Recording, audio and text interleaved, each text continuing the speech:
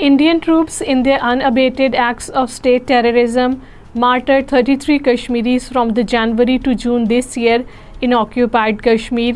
16 youth were martyred in the fake encounters or in custody by the Indian Forces personnel. As many as 2,589 people, including the Hurriyat leader Firdaus Ahmad Shah, were arrested during the past 6 months. All parties Hurriyat Conference has strongly criticized the Hindu Amarnath Yatra in occupied Kashmir as a communal and militarized pilgrimage under the Modi-led Indian government.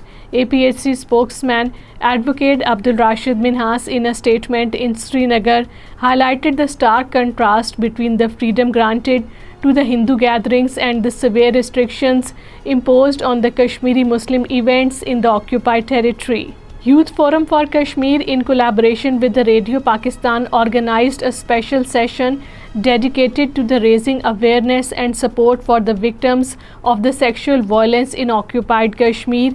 The event featured a panel of the experts including APHC AJK convener Ghulam Muhammad Safi. Plight of over 500 retired employees of the Jammu and Kashmir Cements Limited Corporation continues unabated as they are demanding their rightful salaries and retirement benefits. Despite a decade of the appeals, highlighted the authorities indifferent, these retired employees have been deprived of the salaries and the pensionary benefits.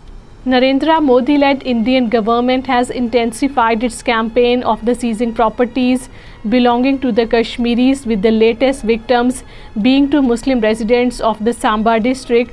The two residential houses worth more than rupees 50 lakh belonging to Farman Ali and Farman Deen were confiscated in the Samba district.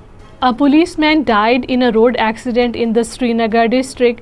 The accident occurred in the Sura area when a scooty rider, Muhammad Amir Butt, was hit by a truck, leading to his immediate death.